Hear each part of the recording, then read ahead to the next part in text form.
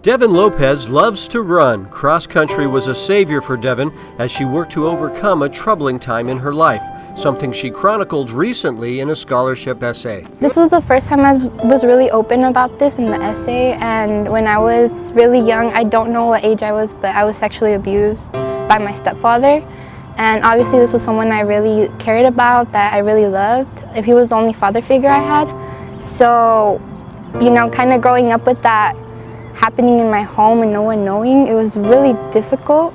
And as I grew up, I really had a self-image about myself, like a perception that I was a really bad person. I felt guilty. Devyn says the abuse started when she was about 9 years old and continued for a few years. Like many abuse victims, Devyn at first felt like it might be her fault. I think that happens with a lot of survivors. You feel that it's your fault because you feel that maybe you did something that led up to those decisions, and it's a stigma put on a lot of us.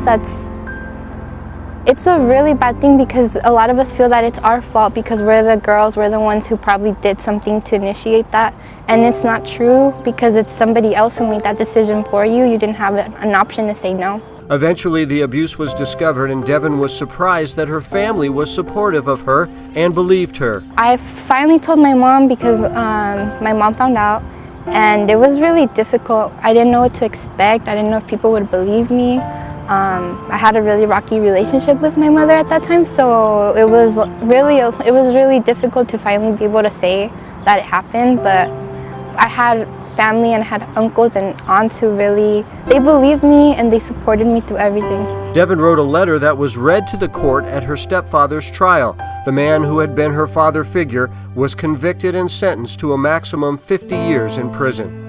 This was the person that I knew as my father, and just to see how his decisions broke our family apart. We could have really been a good family, but his decisions. Devyn has moved on. She works hard in the classroom with a 3.8 GPA. Devyn will attend Cal Berkeley next year using her grades to earn lots of scholarships.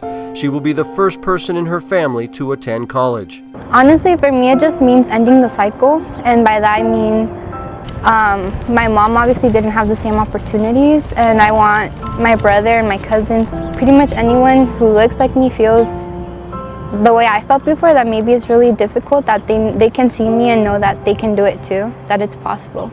Devyn is proud of what she has achieved. She has some advice for girls like her who face abuse at home. That there's people who will believe you. What you're saying is true, and just know that it wasn't your fault, and that this is gonna end soon, and whatever pain you feel, trust me, it's temporary.